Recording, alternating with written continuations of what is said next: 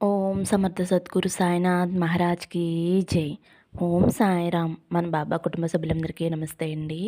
Hi friends, మీ అందరిపైన షిరిడి సాయినాథుని ఆశీస్సులు ఉండాలని, మీరు ఎప్పుడూ క్షేమంగా సంతోషంగా ఉండాలని మనస్ఫూర్తిగా బాబా గారిని కోరుకుంటున్నానండి. ఫ్రెండ్స్, మీకు ఎటువంటి కష్టాలు సమస్యలు ఉన్నా సరే ఒక్కసారి గురువుగారిని కాంటాక్ట్ అవ్వండి. శ్రీ వారాహీదేవి జ్యోతిష్యాలయం, నెంబర్ 1 వశీకరణ స్పెషలిస్ట్ పండిత్ పవన్ నంబూదిరి గారు. ఫోన్ నెంబర్ వచ్చేసి 9043637512. మీకు ఎటువంటి సమస్య ఉన్నా సరే, విద్య, ఉద్యోగం, వ్యాపారం, భార్యాభర్తల మధ్య గొడవలు, అత్తాకోడళ్ళ మధ్య గొడవలు, ప్రేమించి మోసపోవటం, ఆర్థిక ఇబ్బందులు, ఇలా ఎటువంటి సమస్య ఉన్నా సరే ఆ సమస్యకు తగిన పూజలు చేసి గురువుగారు 24 గంటల్లో పరిష్కారం చూపిస్తారండి. ఈ గురువుగారికి చూపించుకున్న వారికి ఎంతో మందికి మంచి ఫలితం వచ్చింది ఫ్రెండ్స్. కాబట్టి మీరు కూడా నమ్మకంతో ఒక్కసారి గురువుగారిని కాంటాక్ట్ అయ్యి మీ సమస్యలను పరిష్కరించుకుని సంతోషంగా ఉండండి. ఇంక ఈరోజు వీడియోలోకి వెళ్ళిపోదామండి. ఈరోజు వీడియోలో మన బాబాగారి సందేశం అండి. మన బాబాగారు ఏమంటున్నారంటే, తల్లి, నీకు సత్య ప్రమాణం చేసి చెబుతున్నానమ్మా, నీకు ఇష్టమైన వారు నిన్ను వెతుక్కుంటూ వస్తారు. వీటిలో ఒక నెంబరు తాకు తల్లి అనైతే మన బాబాగారు మనందరి కోసం చాలా అంటే చాలా చక్కటి సందేశం తీసుకొచ్చారండి. మరి మన బాబాగారు ఏం చెప్పబోతున్నారో బాబా మాటల్లోనే తెలుసుకుందాము. ఫ్రెండ్స్, మీరు థంబ్‌నెయిల్ చూశారు కదండి, 3 నెంబర్స్ ఉన్నాయి కదా, 1, 2, 3. మీరైతే ఒక నెంబరు బాబాగారిని స్మరిస్తూ మీకు అంతా మంచే చెప్పాలి అని కోరుకుంటూ ఒక నెంబరు తాకండి. ఇంక మన బాబాగారు ఏం చెప్పబోతున్నారో ఆయన మాటలను తెలుసుకుందాము. చిన్న రిక్వెస్ట్ ఫ్రెండ్స్, మన వీడియోస్కి అయితే ఒక చిన్న లైక్ ఇవ్వండి. ఫస్ట్ టైం చూసేవారైతే మన బాబా భక్తి ఛానల్ తప్పకుండా సబ్స్క్రైబ్ చేసుకోండి. ఇంకా ముందుగా అయితే ఫస్ట్ నెంబర్ తాకిన వారి గురించి అయితే మన బాబాగారు ఇలా చెబుతున్నారండి. తల్లి, నీ జీవితంలో ఒక అద్భుతాన్ని చూస్తావు. నీ ఇంటికి ఒక శుభవార్తతో వస్తున్నానమ్మా. నన్ను ఆహ్వానించు తల్లి. నేను ఎక్కడో లేనమ్మా, నేను నీతోనే ఉంటున్నాను. ప్రతి క్షణము నిన్ను కాపాడుకుంటూ ఏ చెడు నీ దగ్గరికి రాకుండా నీకు రక్షణగా ఉంటున్నాను తల్లి. నువ్వు ఎదురు చూసేటటువంటి మంచి రోజులు నీకు ఇవ్వటానికే వస్తున్నానమ్మా. నన్ను ఆహ్వానించు తల్లి. ఇక బెంగ పెట్టుకోవద్దు. నీ బాబా తండ్రిని చెబుతున్నాను కదమ్మా, ఎప్పుడూ నవ్వుతూ ఉండు. అతి త్వరలో నీ జీవితంలో ఒక గొప్ప అద్భుతాన్నైతే చూస్తావమ్మా. నీ ఎదురు చూపులన్నీ ఫలించాయి. నేను నీతోనే ఉండి నీ ఇంట్లో శుభకార్యాలు జరిపించటానికి వచ్చాను తల్లి. నీ సహనం, ఓర్పు నన్ను కదిలి వచ్చేలా చేశాయి. నాకు ఒక చిన్న మాట ఇవ్వు తల్లి. ధైర్యంగా ముందడుగు వేస్తాను అని. నేను నీతోనే ఉంటూ అన్నీ చూసుకుంటానమ్మా. నువ్వు మనసులో ఎందుకు బాధపడుతున్నావో చెప్పనా తల్లి? నువ్వు నాకు ఇవ్వటానికి ఏ కానుక లేదు బాబా అని బాధపడుతున్నావు కదా తల్లి. నువ్వు నాకు ఏమీ ఇవ్వవలసిన అవసరం లేదమ్మా. నీకు అన్నీ సకలం చేకూరుస్తాను. అప్పుడు నువ్వు నాకు ఏమి ఇవ్వాలో స్వయంగా నేనే అడుగుతాను. నీ భవిష్యత్తు బంగారుమయం కాబోతుంది తల్లి. అది నా కళ్ళకు కనిపిస్తుందమ్మా. నీకు విజయ తీరాలు చేరే అవకాశం నీకు కల్పించాలి అని స్వయంగా నేనే వచ్చానమ్మా. ఎవరైనా మిమ్మల్ని చూసి సానుభూతి కానీ విమర్శలు కానీ చేసినా మీరేమీ పట్టించుకోవద్దు తల్లి. ఎందుకంటే అవి మీ స్థాయిని పెంచటం కానీ తగ్గించటం కానీ చెయ్యవు. ఉన్న ఆలోచన బట్టే మీ ఎదుగుదల కూడా ఉంటుంది అని తెలుసుకో తల్లి. ఇన్ని రోజులు గడ్డు పరిస్థితుల్ని ఎదుర్కొన్నావు. ఇక నీ పరిస్థితులన్నీ చక్కబడి నీ కోరిక తీరబోతుందమ్మా. నీకు ఏది ఇవ్వాలో అది సిద్ధంగా ఉంచాను. నీకు లేమి అనే బాధే ఉండదమ్మా. ఇంకా దిగులుతోనే కూర్చున్నావా తల్లి? లే బిడ్డ, నీ కోసం నీ బాబాని వచ్చాను. నా కోసం మిఠాయి చేసిపెట్టు తల్లి. అందరికీ కూడా మిఠాయి పంచిపెట్టమ్మా. ఎందుకంటే నీ ఇంటికి ఒక శుభవార్తతో వచ్చాను కదమ్మా. ఎంత చెప్పినా నువ్వు కన్నీరు పెడితే ఎలా తల్లి? నువ్వు కన్నీరు పెట్టడం వలన ఇన్ని రోజులు ఎవరైతే నిన్ను విమర్శించారో వారికి సంతోషాన్ని ఇచ్చిన దానివి అవుతావు. వారికి ఆనందాన్ని ఇవ్వాలి అని అనుకుంటే కన్నీరు పెట్టు. నాకు పేదవారు ధనికులు అనే భేదం లేదమ్మా. నువ్వు ప్రతిరోజు కూడా ఈ పేదరాలు మాట నువ్వు వింటావా బాబా? నీ కూడా నా జీవితం పట్ల పరిహాసంగా ఉంది అని ఎంతగానో బాధపడుతున్నావు కదా తల్లి. ఎన్నోసార్లు నువ్వు అలా అనుకుని బాధపడటం నేను గమనించాను. నువ్వు అలా అన్నప్పుడల్లా నా గుండె ఎంత బరువెక్కిందో తెలుసా తల్లి? నాకు అందరూ కూడా సమానమేనమ్మా. అందరూ కూడా నా బిడ్డలే. నన్ను అపార్థం చేసుకోవద్దు. నేను కూడా సమయానికి కట్టుబడవలసిందే. నీకు ఎటువంటి కష్టం వచ్చినా ధైర్యంగా ఎదుర్కొనే శక్తిని నీకు ఇచ్చాను కదమ్మా. అందువల్లే నీ బాధలన్నీ కూడా త్వరగా నివారించుకోగలిగావు. ఇక నుండి ఎప్పుడూ కూడా నువ్వు పడ్డ ముందు రోజుల అన్నీ కూడా ఎప్పటికీ తిరిగి రావు తల్లి. నీకు నూతన జీవితాన్ని ఇవ్వటానికి స్వయంగా నేనే వచ్చానమ్మా. నువ్వు ఏమాత్రమూ కూడా భయపడవద్దు. అన్ని సమస్యలు తొలగిపోయి ప్రశాంతమైన జీవితం నీకు ఏర్పడుతుంది. నీకు అవసరానికి సరిపడ ధనం కూడా వస్తుంది. నా కోసం చిన్న పని చేస్తావా తల్లి? గురువారం రోజున నాకు ఎంతో ఇష్టమైన చపాతీ చేసి పెట్టు తల్లి. నువ్వు ఈ మధ్య నాకు చపాతీ పెట్టి చాలా రోజులయ్యిందమ్మా. కాబట్టి నా కోసం చపాతీ చేసి పెట్టమ్మా. ఇలా చేస్తే నీ కోరిక ఏదైనా తీరుతుంది. ఇక సంతోషమే కదమ్మా. మొదటి అడుగు పడింది. ఇక వెనక్కి తిరిగి చూడవలసిన పనే లేదమ్మా. ప్రతినిత్యము కూడా నా నామస్మరణ చేయి తల్లి. ఎక్కడ ఉన్నా నేను నీ ముందే ఉంటాను. ఇప్పుడు నీ మనసు ఆనందంతో నిండిపోయింది కదమ్మా. పరిస్థితులు ఎలా ఉన్నా సరే నీ ముఖంలో ఎప్పుడూ చిరునవ్వుతో ఉండాలి తల్లి. అదే నిన్ను ఒడ్డుకి చేరుస్తుంది. ఇప్పటి వరకు జరిగిందంతా మర్చిపో. నీకు ఎదురుపడిన అవమానాలు, కష్టాలు, బాధలు అన్నిటినీ మర్చిపో. దానివల్ల నీకు ఎటువంటి ఉపయోగం లేదు తల్లి. నా బిడ్డలకి ఎప్పుడు ఏది ఇవ్వాలో నాకు తెలుసు తల్లి. మీరు ఆనందంగా చిరునవ్వుతో ఉండండి. నా మీద నమ్మకం ఉంచండి అని అయితే మన బాబాగారు మొదటి నెంబరు తాకిన వారి గురించి అయితే ఇలా చెబుతున్నారండి. ఇప్పుడు రెండవ నెంబరు తాకిన నా బిడ్డ ఎవరైతే ఉన్నారో, తల్లి ఈరోజు నీ కోసం ఒక మంచి వార్త తీసుకువచ్చానమ్మా. తల్లి, నీ జీవితంలో ఇష్టపడ్డ నీకు ముఖ్యమైనది నా దగ్గర అడిగి ప్రాధేయపడి అడిగినప్పుడు నీకు జరిపించకుండా ఎలా ఉంటానమ్మా.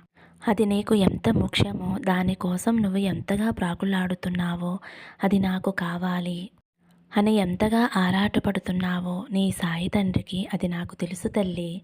అది ఇవ్వకుండా నేను ఎందుకు ఉంటానమ్మా. నీ జీవితానికి నేను బాధ్యత అని నీకు మాట ఇచ్చాను కదమ్మా. అన్నీ నీకు మంచిగా జరుగుతుందమ్మా. నువ్వు ఆనందంగా జీవించే కాలం వచ్చేసింది తల్లి. నువ్వు, నీ కుటుంబం, నీ తరతరాలు దేనికి కూడా దిగులు పడవలసిన అవసరం లేదు తల్లి. నీకు ఎలాంటి కష్ట నష్టాలు దరికి రానివ్వను. నిన్ను చుట్టుముట్టిన దిగులు గురించి అస్సలు భయపడకు. నిన్ను మనసారా దీవించటానికి నీ సాయి తండ్రి నేను ఉన్నాను కదమ్మా. దిగులు, బాధ ఉంటుంది కాదు అనను, కానీ దాని నుంచి నిన్ను బయటపడేసేయటానికి నీ బాబా తండ్రి ఉన్నాడు అని నువ్వు మర్చిపోవద్దు తల్లి. కోసం నేను వస్తాను అనే సంగతి అస్సలు మర్చిపోవద్దమ్మా. నిన్నే నమ్ముకుని ఉన్నాను కదా బాబా అని అంటున్నావు కదమ్మా. నేను కూడా నిన్నే ఆనుకుని ఉంటానమ్మా. అనవసరమైన ఆలోచనలతోటి నీ మనసుని కష్టపెట్టుకోవద్దు. నీ మనసుని అస్సలు వేదనకి గురవనివ్వద్దు. నువ్వు సంపూర్ణమైన నమ్మకంతో నన్ను శరణాగతి పొందితే నిన్ను ఎలా కాపాడుతానో నువ్వే చూస్తావు తల్లి. జీవితంలో నువ్వు నవ్వినా ఏడ్చినా అది నీ యొక్క కర్మ ఫలితమే తల్లి. వాటిని తట్టుకునే శక్తి నీ బాబా తండ్రి నీకు ఇస్తాడు. నేను నీతో చేరి వాటిని నేను పాలు పంచుకుంటానమ్మా.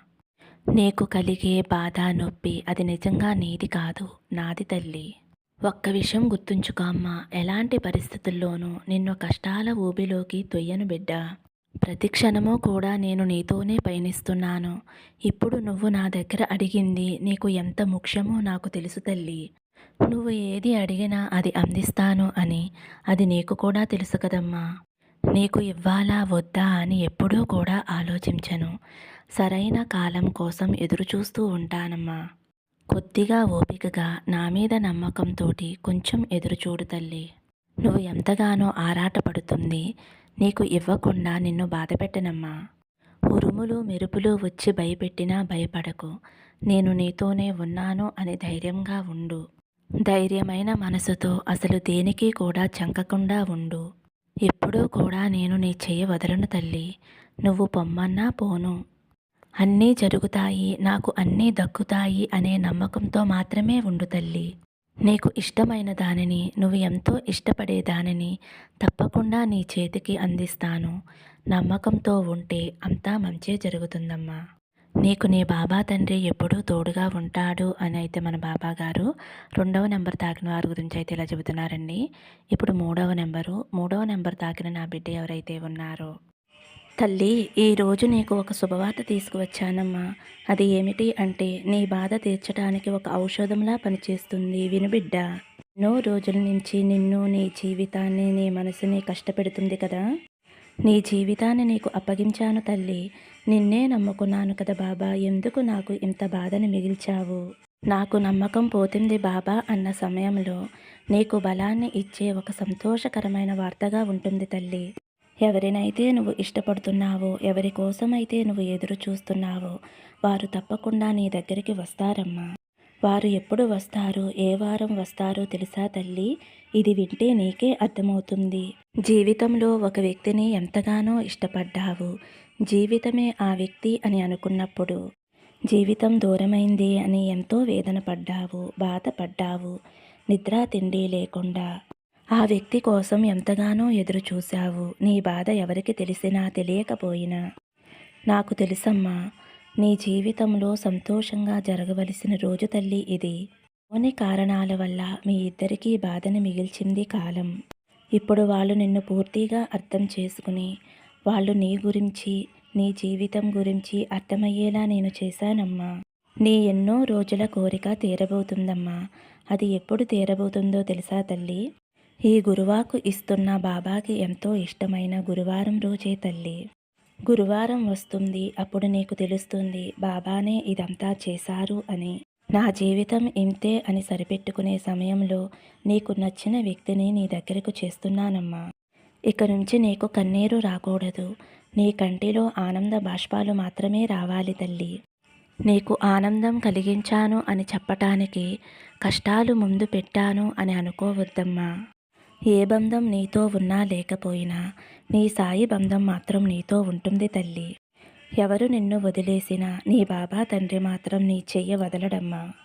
ఈ విషయాన్ని నీకు ఎన్నోసార్లు చెప్పాను. కొన్ని రోజులుగా నీ బాబా మీద నీకు నమ్మకం తగ్గింది తల్లి. విషయం గుర్తించుకో తల్లి. నువ్వు కోరిన కోరికలన్నీ నేను తీరుస్తానమ్మా. నువ్వు ఏది అడిగినా సరే తప్పకుండా నీకు ఇస్తానమ్మా. ఎవరు నన్ను ఏది అడిగినా ఒట్టి చేతులతోటి పంపను. త్వరలో నీకు ఇష్టమైన బంధం వచ్చే గురువారం కల్లా నిన్ను కలిసేలా చేస్తాను తల్లి. నీ బాబా తండ్రి చెప్పే మాటలు నమ్ముతావు కదమ్మా. నీకు హెచ్చరికగా కొన్ని విషయాలు కూడా చెప్తాను తల్లి. ఈసారి నీ దగ్గరికి వచ్చిన బంధాన్ని అవమానించవద్దు, అశ్రద్ధ చేసుకోవద్దు, నిర్లక్ష్యం చేయవద్దు. జీవితంలో ఎవరికీ చెప్పుకోలేని కొన్ని విషయాలు ఓర్పుతో ఇముడ్చుకోవాలమ్మా. కోపం బంధాన్ని, స్నేహితుల్ని దూరం చేస్తుంది. చేరిన బంధం ఎందుకు ఎన్ని రోజులుగా దూరంగా ఉంది అని ఒక్కసారి గుర్తు చేసుకో తల్లి. ఎందుకు ఎన్ని రోజులు నా వద్దకు రాలేదు అని గుర్తించుకో. అప్పుడే నీకు అర్థమవుతుంది నిన్ను చేరిన బంధాన్ని ఎలా కాపాడుకోవాలి అని. వచ్చిన బంధాన్ని దురుసుగా మాట్లాడి దూరం చేసుకోవద్దు తల్లి. తర్వాత బాధపడవద్దు. భరించలేని బాధ నీకు వద్దమ్మా. నీ బాధ నీ బాబా తండ్రికి తెలుస్తుంది తల్లి. అందుకే నిదానంగా నెమ్మదిగా ఉండు తల్లి. నీకైన వ్యక్తి నిన్ను వెతుక్కుంటూ నీ వద్దకు వస్తాడు. చెప్పింది కూడా పూర్తిగా అర్థం చేసుకో తల్లి. నీ కోపంతోటి వాళ్ళని దూరం చేసుకోవద్దు.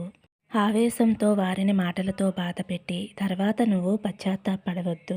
అలా చేయవద్దు. ఓపికగా ఉండు. ప్రతి విషయము కూడా ఆచితూచి అడుగువేయి తల్లి. ఆలోచించమ్మా. ఏది చేస్తే నీ బంధం బలపడుతుందో అదే చేయి తల్లి. నీ జీవితం చక్కగా సాగాలి అని అనుకుంటే అది నీ చేతుల్లోనే ఉంటుందమ్మా. నీ బంధానికి విలువ ఇచ్చి ఓపికగా ఉంటే ఎప్పుడూ కూడా నీ బంధం అనేది దూరమవదు తల్లి. ముందు కోప్పడి తర్వాత బాధపడి వాళ్ళు అలా అన్నారు ఇలా అన్నారు అని అనుకోవద్దమ్మా. నేను నీకు మాట ఇస్తున్నాను కదమ్మా, నీకు ఇష్టమైన వాళ్ళని నీ దగ్గరికి చేరుస్తాను అని. నీ దగ్గరకు వచ్చిన బంధంతో సంతోషంగా ఉండమ్మా. నిన్ను శాంతపరచడానికి నీ బాబా తండ్రి నీకు తోడుగా ఉంటాడమ్మా. బాబా ఉండగా నీకెందుకమ్మా భయం? సంతోషంగా ఉండు అని అయితే మన బాబా గారు 3వ నెంబరు తాకిన వారి గురించి అయితే ఇలా చెబుతున్నారండి.